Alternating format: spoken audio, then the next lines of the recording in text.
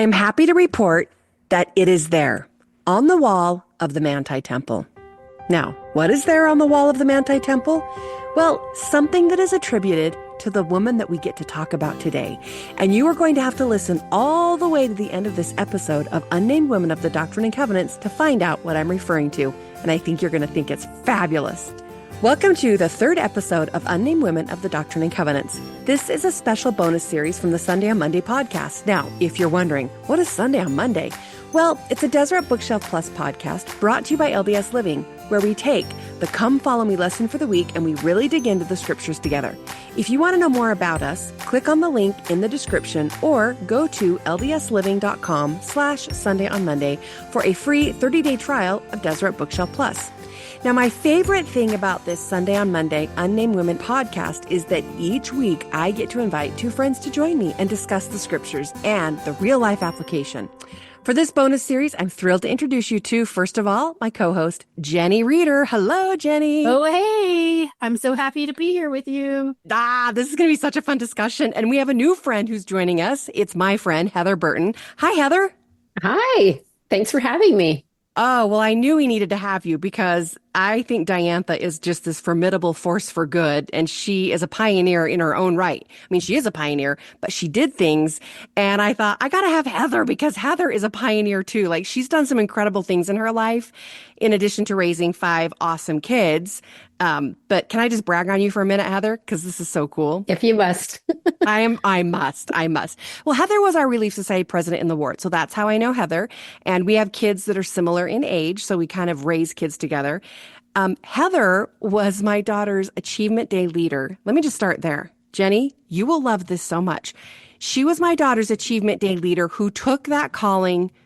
Like, I've never seen anyone perfect it like she did. She taught the girls how to do hands-on how-to things and bought them a little kit that had like a screwdriver, a hammer, all Love things. it. Yeah. That's so awesome. So you didn't just cross-stitch. No. She taught Lily how to turn on a barbecue on her own. Oh, and grill on it. That's so good. That's a good way to go. I mean, every time Lily would come home, I would say, I want to go to Achievement Days. They went to a cathedral one time. They had a woman doctor come and speak to the girls. And now Lily is in the medical assisting program because of that, Heather. She's going to graduate as a medical assistant. She wants to be a pediatrician now. So, that's wonderful. I love hearing that. Okay. Well, that's cool about Heather. But then get this. When Heather's youngest, so she's, what is the age range for your kids? Right now? Yeah. Oldest is 32, youngest is 18. Okay. So when her youngest was in 6th grade, Heather's like, I'm going back to school, and applied to BYU Law School and got in. Woohoo! And did it. Like, she's a full-blown lawyer right now. Nice work. Yeah. Thanks. And tell us what's cool about the class that you were in at BYU. It was the first, and to my knowledge, the only majority female law school class that BYU has ever had. Whoa, that's amazing. Yeah, it was a lot. It was barely a majority, but it only takes one to tip the scale. Absolutely. And We'll you take were that. that one. Yes. Maybe so. And what type of law do you practice now, Heather? I practice employment law. So I represent employees or employers, both really, in different disputes or just with compliance so they can avoid disputes. Oh my gosh. Oh, I might need to talk with you about a few things. Yeah, call me anytime. Awesome. I love it. So now, Jenny, you totally get why I invited her for this one. Yeah, Makes sense. absolutely. Mhm. Okay. Well, we are going to have so much fun. We get to dive into talking about a woman who, when you find out something cool at the very end, we'll save it for the very end, something cool she did that has to do with the temple. Your jaw will drop. Oh my gosh. I know, right? Oh, I'm so excited. Yeah. So we'll save that for the end. So just sit back and enjoy our discussion today as we talk about Diantha Morley Billings. Okay. Here we go, ladies. Let me just start out by saying, I love her so much. Right? I love learning about her. I just discovered her like a year ago when I was doing research for an article that I was writing about women in Zion communities. And I hadn't known much at all, if anything, about her. And then I just was kind of digging in. I go down rabbit holes with my research and writing because I'll latch on to something or I'll find out something. And then I feel like they're giving me breadcrumbs. They want They want me to find them and to make them known. And I am so excited that this is Our Lady today. Oh, I believe it completely. And we sent a bunch of information to Heather, but just so you know, Heather had already done her research. She's like, I've already looked up things about nice. Diantha. I know. What did you think about her, Heather? So I was actually surprised that I hadn't heard of her before, honestly, because Right? she was such a pioneer. She was the first of so many things, just riding the cusp of the restoration all the way through. I thought that she was really, really principled and had a ton of energy and commitment, which is so perfect for a frontier pioneer woman, Right. mother of nine. And I also felt like because of that, she had some really unique hardships and sorrows in her life, but also really unique opportunities and sources of joy. So Mhm. yeah, really fun to read about her. And I do appreciate the information you sent. I added it to what I had already read. Yeah. Oh, Oh, I love that. I love that. well, Jenny, Good. tell us about her. How did she get her start and when did she find out about the church? Okay, Diantha was the first woman to be baptized in Kirtland, Ohio in 1830. Hmm. So she was born in Massachusetts, and her older brother, who's a name that may be familiar, Isaac Morley, had left Massachusetts with his wife and moved to Ohio, the Kirtland area. In fact, they said he had the first home built in Kirtland. Oh, wow. I didn't know And that. yeah, she and her parents and three other siblings moved to Kirtland in 1815, like 3 years after he did. And it was just shy of her 20th birthday. And so they lived there in Kirtland. They became members of Sidney Rigdon's Reformed Baptist congregation, which later became a Campbellite congregation following Alexander Campbell, who really focused on becoming a restored church of Jesus Christ from New Testament times. And then all of a sudden, who shows up? Parley P. Pratt and his gang of missionaries in October 1830. They came straight from Fayette, New York, where they were called to serve a mission and go to Missouri to teach the Lamanites. Yeah. But they stopped to visit Sidney Rigdon. And so many converts came out of that mission. Oh my gosh. Which is So interesting many. because they thought they were going to teach the Lamanites and nobody Mhm. joined on that end, but all Right. the other people on their journey did, which is so cool. And so the Diantha and her husband are two of those converts, which is so awesome. Yeah, they are. Here's something I really admired about her again in the reading I did was that she was really attracted to this sort of consecration communitarian way of life, probably that she recognized from the New Testament. And I got to say, anyone who would find that initially just attractive, I admire Yeah. so much. There are so many people that would actually be repulsed by that idea, but she was drawn to it and committed to it. So I admire that. Tell me, Heather, Right. what you find that would be repulsive about it for people who are like, what is that religion? What do you mean? Well, for some people, the idea of sort of property rights and accumulating property throughout their lives, that's like very, very high priority to them. And they would be very offended by some notion of giving up some of their property to share in the community pool. Like that is Yeah. really threatening to some people. But I suppose, was looking for that kind of thing. I guess Jenny can tell us more about Yeah. how she recognized that. In the New Testament, they talk about, I think it's in Acts. Tammy can correct me. They talk about living with all things in common. Yeah. So which is the same kind of idea as Zion, where there's no poor among them. So her brother Isaac started this organization, this group, I guess they called it the family, Hmm. and they lived all things in common. They shared their work and the money and the land and all of that. But it's really interesting because this is actually a really popular idea. The idea of communitarianism in American history at this time. So there's quite a few different groups that are doing the same thing. And not too far away, there's a Shaker community. And we know Shakers were communitarian, meaning they lived all things in common. So it's a great social experiment of the 19th century, early to mid 19th century. Well, isn't it interesting too that here they are trying to live this communal lifestyle, and then the Lord comes in and says, okay, whoa, wait a minute though. Like, we don't want to, let me just tweak it a little bit for you. And that's where we get section 42 in the Doctrine and Covenants. Like, actually, let's live this law, but let's live it my way, the Lord's way. And he kind of fixes it. And that's where we get the law of consecration, is from this sort of communal community. And you're right, Heather, it was hard. Many people left the church because of situations they got into with being communal and all of that. And the law of consecration is not the same as the United Order, although it's preparatory, but the Lord just like, let's live this. Let's see how you do. I think it's fascinating. And I think you're right, Heather. I think it'd be so hard because all I know is that when I was really big into food storage and doing all my stuff, I remember my mom saying to me one time, well, you're going to have to share all this if the Lord comes again. That's why we do it, is to help others. And I said, oh, let me be clear. I'm not sharing any of this hard work with anybody. I just canned 52 bottles of chicken. It's sweating in my kitchen. I have to tell you a funny story. My heart now. My good friend Dorian Kundick in Virginia, she had a great food storage plant, and it was this. It wasn't about sharing, but it was about bartering. So all she was going to store was chocolate pudding, cigarettes, even though she was a Latter-day Saint and she didn't smoke, but she knew she could get whatever she wanted by trading, and tampons. Hear, hear. She's brilliant. You know what? I've just changed. That's what my philosophy will be, and I'm going to put that in my food storage. Forget my garden and tomato sauce. Cigarettes and tampons. Oh, that's pretty funny.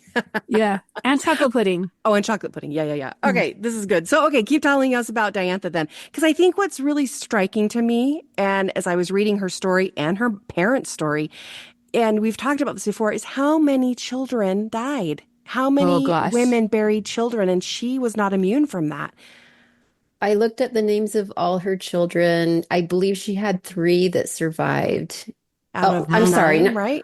I think 4 survived, but 1 they lost track of. Is that right, Oh Jenny? my gosh. Yes. Okay, this is what I have, which is basically the same thing. She had 9 children. 4 of them died in infancy. So I can do this kind of public math. 9 minus 4 equals 5. Yes. Okay, and then the oldest son, Samuel D., died in St. Louis, Missouri. And I don't know if that was when they were going to Missouri. I don't know.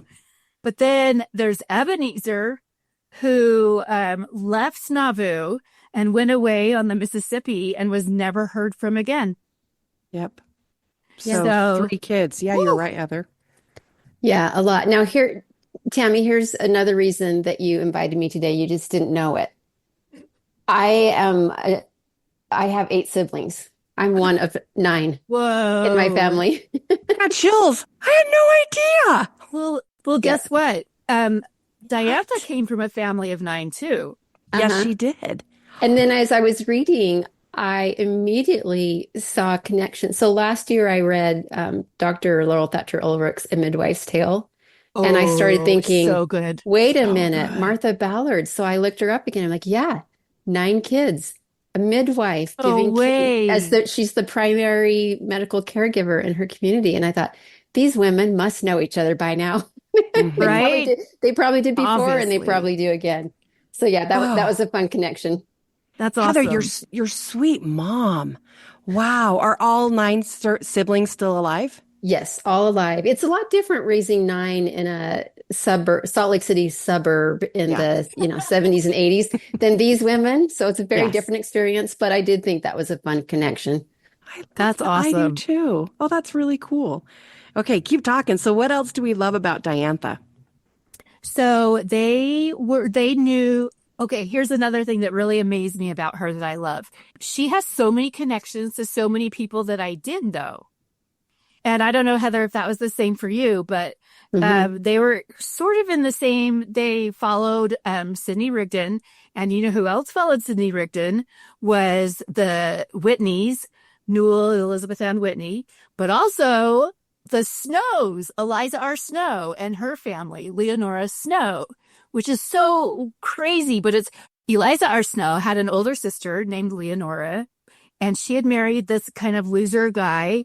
And when she joined the church, well, he left her and took their kids. So when she joined the church in Kirtland before Eliza did, and her mother, they sort of had to have known each other, known Diantha, because also Leonora later becomes a plural wife of Isaac Morley, Diantha's older brother. So there's just so many interesting connections. Yeah. Oh, that's fascinating. Also, when Joseph and Emma Smith first arrived in Kirtland, they met Newell K. Whitney and Elizabeth Ann Whitney, and they stayed at the Whitney home for a while. But then Emma was pregnant and they needed a little more space. So the Morley family, this community, built them a house on the Morley property. So they moved out there, and they had to have known Diantha. Mm-hmm.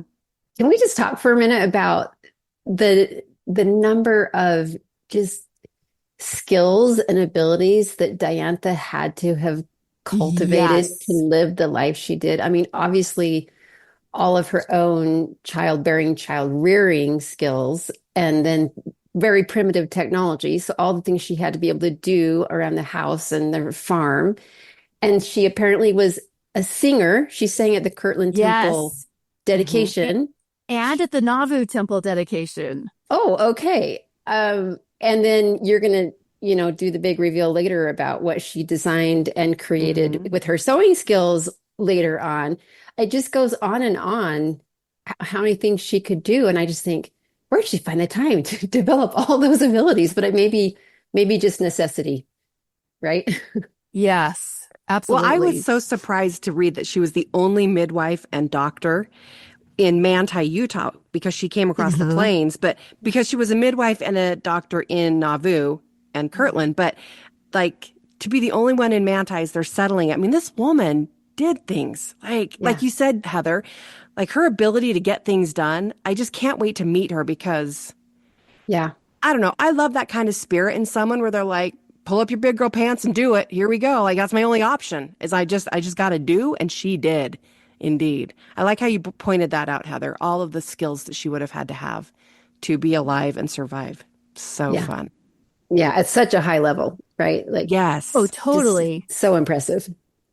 Totally. And I found some other stories. I don't know if you saw some of these today, Heather, but when they end up, when the Colesville Saints moved to Kirtland, Joseph Smith decides to send them and all of the Morley family and Diantha and her family to Missouri. So there's some of the first settlers in Missouri.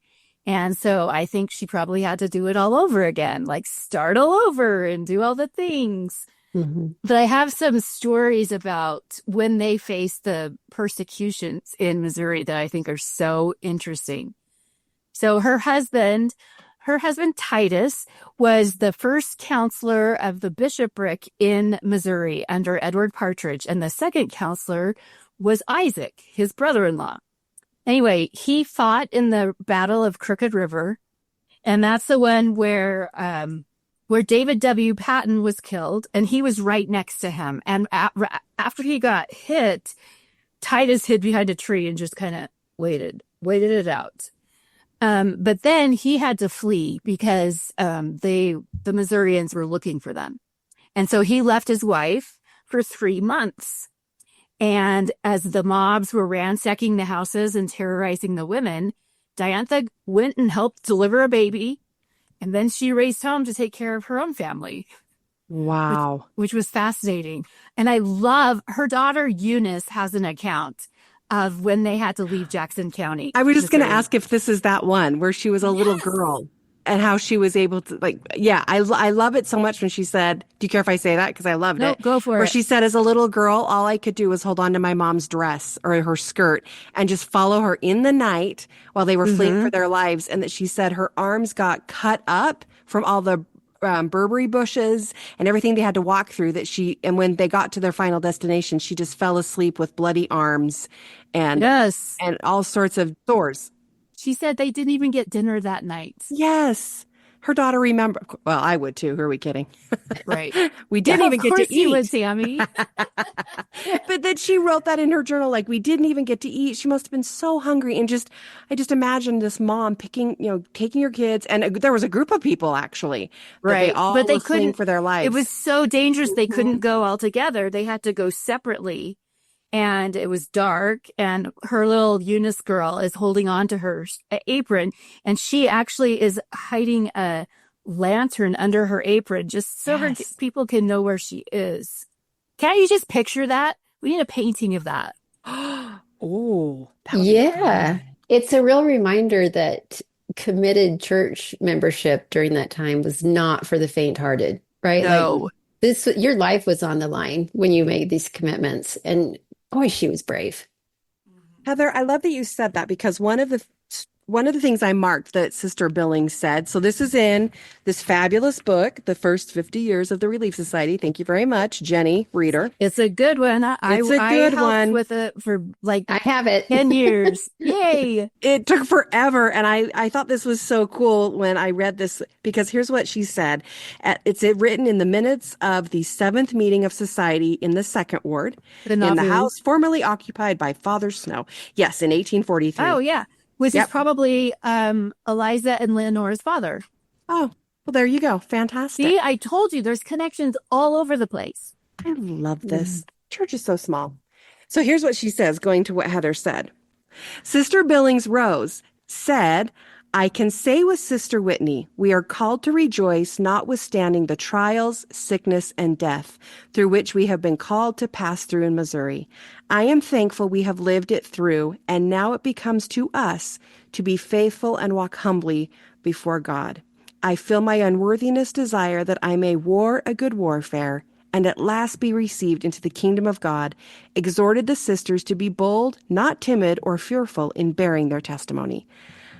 That sums her up. I thought it was so awesome. And it's exactly what you said, Heather, for her to say right there, we have been through sickness and death and that we are going to live through it more, but we're going to be faithful and walk humbly before God.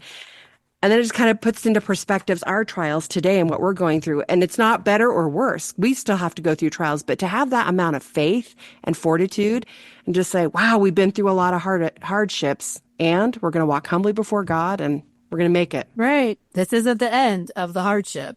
Right. Yeah. Yeah. I love that. She joined the Nauvoo Relief Society on March 24th, 1842 at the very second meeting. Like she'd heard about it and she was like, I'm in. Yes. And I think that might be the only thing she ever did second. It seems like everything else she did was first. right. I agree. love it. Maybe she was delivering a baby during the Maybe. first meeting. Yeah. Probably. But I love that quote that you read, Tammy. Emma Smith is not at that meeting. Elizabeth Ann Whitney, who's her second counselor, is that Sister Whitney, whom Diantha knew back from Kirtland. And so she was supporting her. And this is at a time when they are very first starting the program of what we later called visiting teaching and what we now call ministry. So they are then charged to go and visit their neighbors and make sure everyone's okay and see what they need and how they can help. Oh, I like that. This was before Right? text messaging. Is that what you're saying? A little bit, yeah.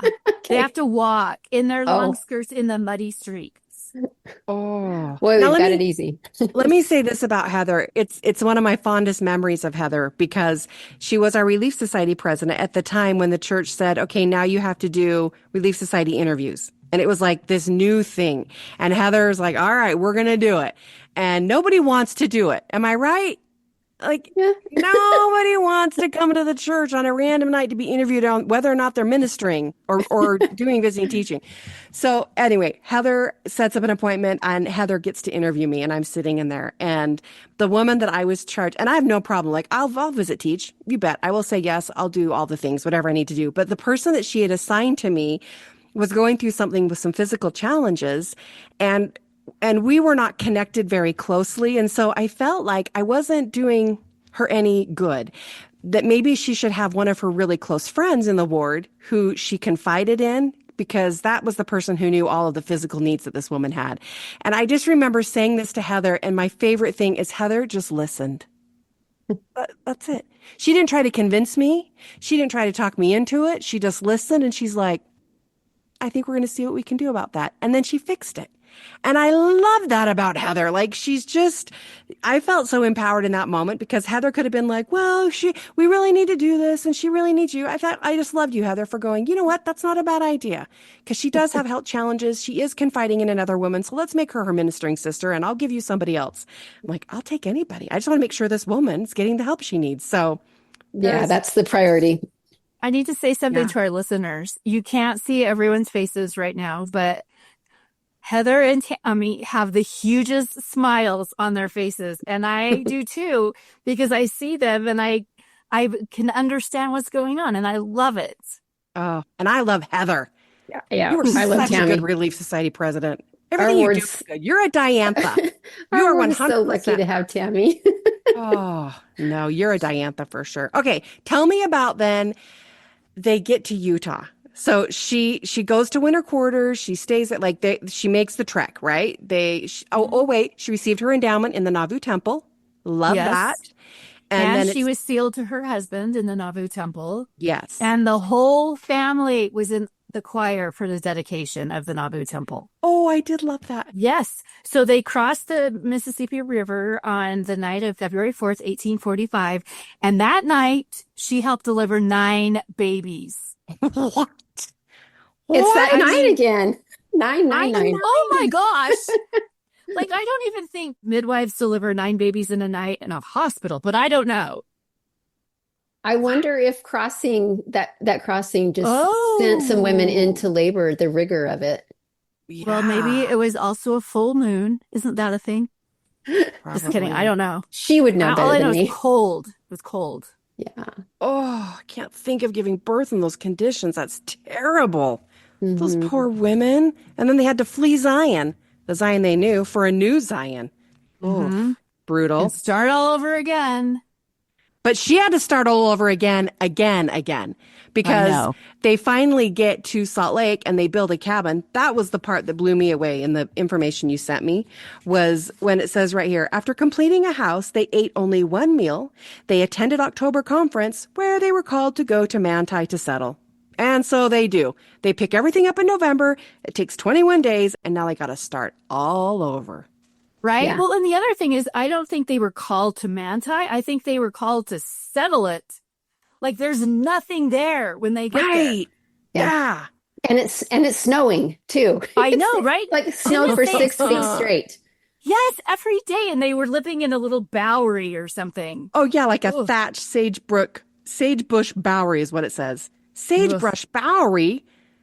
Not my favorite. I wouldn't choose that. When they Not passed my around the favorite. clipboard in heaven, I didn't sign up for that one. But when they did build a log house, it was only one room. Yep. Oh, Yeah, my dirt, gosh. dirt floors, but they had comfortable beds apparently. Oh, Whatever that means. Okay. Mhm. Okay. And then she becomes the first Relief Society president of Manti. Yeah, but Yeah. before that, so her brother is also called to go down too. So the Isaac Morley and Leonora Morley, Eliza's sister, are there, and he's the first stake president. But she, like, the first winter was so tight. And when I say tight, I mean they didn't have anything. And she actually traded with Indians and got an Indian child in exchange for food and clothing. And that Indian child, Rose Billings, was baptized and was a member of the family for the rest of her life. I wondered about this when I read Yeah. it. I thought, how is this arranged? That she ended up adopting a child and getting food and clothing. Who got the food and clothing? The family did from The the family Indians. did, Like, and maybe they adopted a couldn't child. Yeah, I think maybe the way I read it was that they couldn't take care of the baby. And so they're like, oh, we'll take care of your baby. Okay. And you can give us food and clothing. Okay. So very hard on the birth mother for sure. If she was in that at that level of poverty that she felt like she had to give up a child she couldn't take for. That kind of broke my heart when I read it. But Mhm. I am grateful that she at least was raised by a loving family. But so hard for that birth mom. Yeah, absolutely. Okay, so here's the big reveal then, because Diantha did do so many cool things. But the coolest thing she ever did, according to church history, is who wants to say it? Not me. She designed and I guess sewed and embroidered the first temple apron. Did I get that right, Jenny? Hmm. Yes. In Nauvoo, Joseph Smith asked her to do that. And the cool thing is that allegedly it's the same pattern that's been used throughout history. Yeah. When I was, I don't know, probably the first time I ever went to the Manti Temple, I remember seeing in like a little shadow box on a wall a temple apron. And I remember it saying something like it belonged to Isaac Morley because he was the stake president down there. And so Oh. I wonder if she designed that one and it was hanging in the Manti Temple. I have no idea if it's there now, but I think we should go find out. I'm going to find out next week. Okay, this is so Okay. crazy. I'm telling you this because I felt, and this is before I even read any of this because I just read this recently in preparation for our discussion. But for the last couple of days, I have felt this pull to the Manti Temple, like thinking, I just need to go and take my daughters because over spring break, they're like, let's do a temple tour. Anyway, they're busy now. It's not going to happen. We're going to go to a couple temples, but I'm like, I think I'm just going to take one of my girls and we're going to go to the Manti Temple. That is my plan. Now for sure I'm going to go. I've Yes, got you to are. see that. I've never been to the Manti Temple other than for like Oh, the pageant. That's it. So, Minerva Tigert murals are incredible. Yeah, oh, it's so unique. Very, very unique. Well worth wow. it. Okay. I'm going to go. I'm going to go find it and see if it's still on the wall. Yeah, and Yeah, check do to it. see if it says who made it. Could be Yeah. her. I will absolutely. I'll do that. And then for our next Unnamed Women episode, I'll report. I'll let everybody know if I Okay. found it or All not. right. I can't wait. Okay, here's my question though. So, because I want to know this, Heather, you're a thinker, which is why you're here, and I invited you. I want to know as you were reading this, and then as you know how you're in that space where you're driving around and you're not thinking about anything. I want to know what her storyline did for you. Like, what is the application in your own life? I just felt like and well, how do I put this? Like she is someone I would love to have in my life as a friend. I think if she were my contemporary, I would feel very drawn to her. I would Mm. want to learn from her. Um, yeah, I think I'd invite her to book club if I had one. Oh, fun. I want to come. Can I come? Yes, everyone come.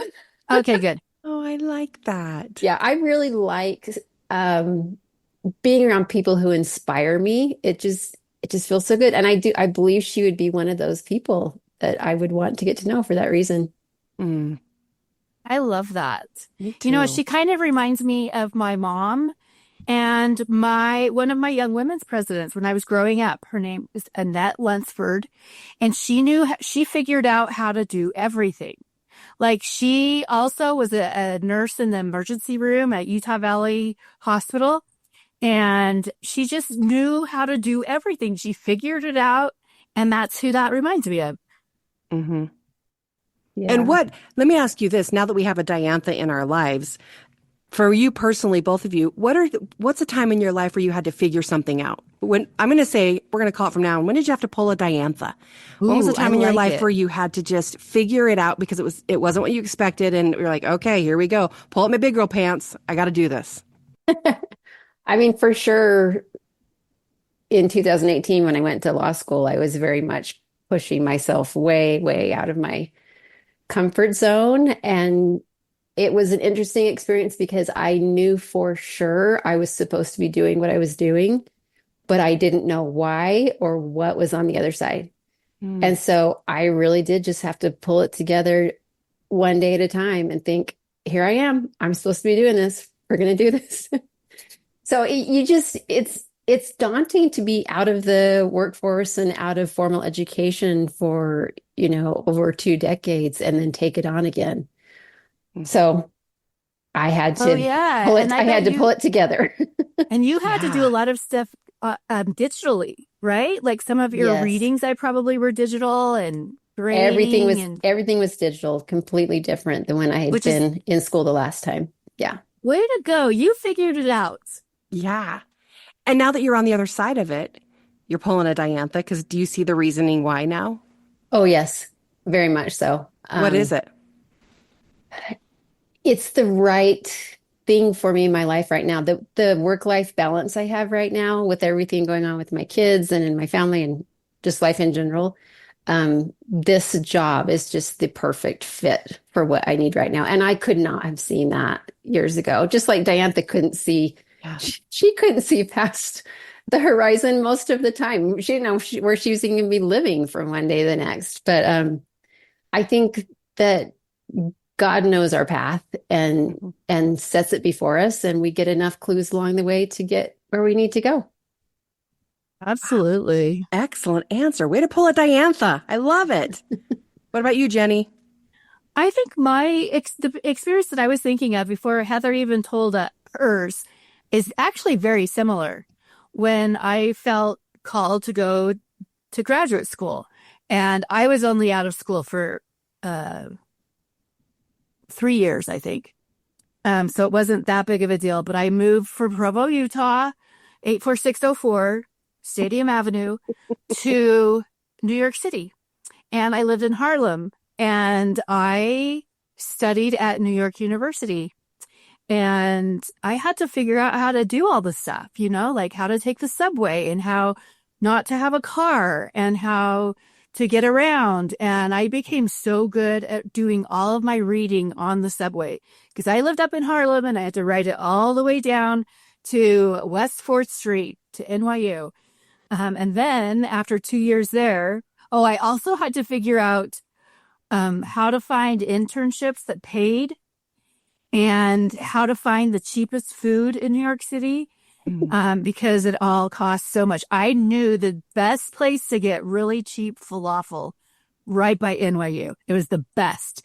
And the last time I went back there, that place was gone. And I think it existed just for me. Wow. From there, I went to Washington, D.C. I lived in Northern Virginia and spent 7 years there going to George Mason University to get my PhD. And I had to figure out how to live in a commuter university, how to get to from the 395 to the 495 to well, I can't even remember the name of that street that took me straight to George Mason University. It was so fun, but it was so great and it was so hard. I remember one time I was driving home from school and I saw some smoke coming out of my car. And I stopped. I was on the phone with this guy that I'd met at the Outer Banks. And I got out of my car and I'm like, I gotta go. And it was coming from my trunk. And something was on fire in my trunk. And I did not know what to do. Like, should I call 911? And someone pulled up right behind me. And it was a fireman off duty. And he What? helped me. Yeah. Wow. So what had happened is somehow their wires I know. The previous owners of my car had set up like a sound system with a stereo in the back. And when they took that out, when they sold the car to me, they left the live wires and they were under the spare tire and they just started a little fire in my car. Thanks. So, Look at you. You pulled a Diantha, though. You're like, we'll figure it out. Here we go. Right. Not sure what's going to happen.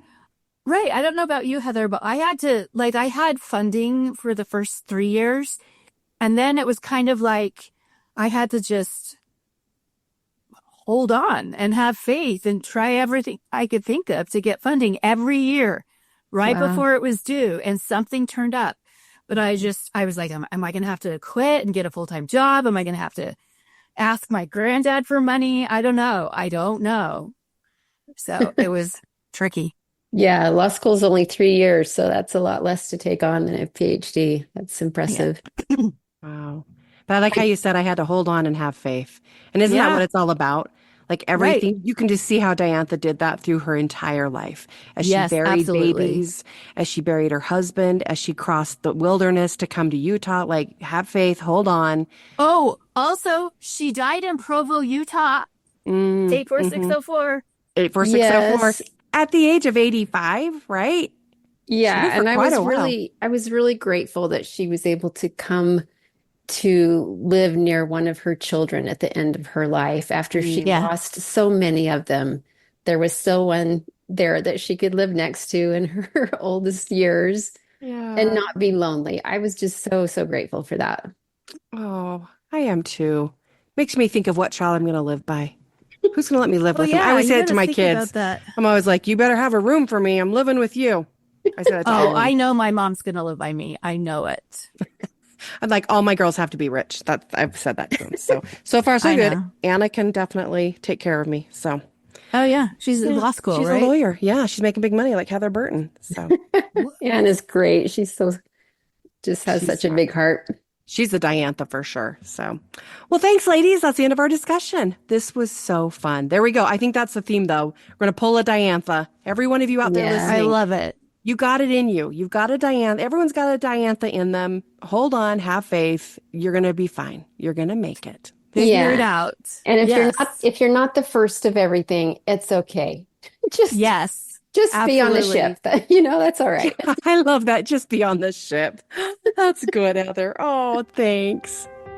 And thank you to those of you who are listening. And thanks for joining us for the third episode of Unnamed Women of the Doctrine and Covenants. And there are more to come.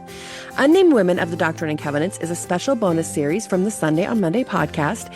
And you can find it wherever you get your podcasts on Apple, Spotify, YouTube, and more on the LDS Living podcast feed. So go follow us for many more women this year.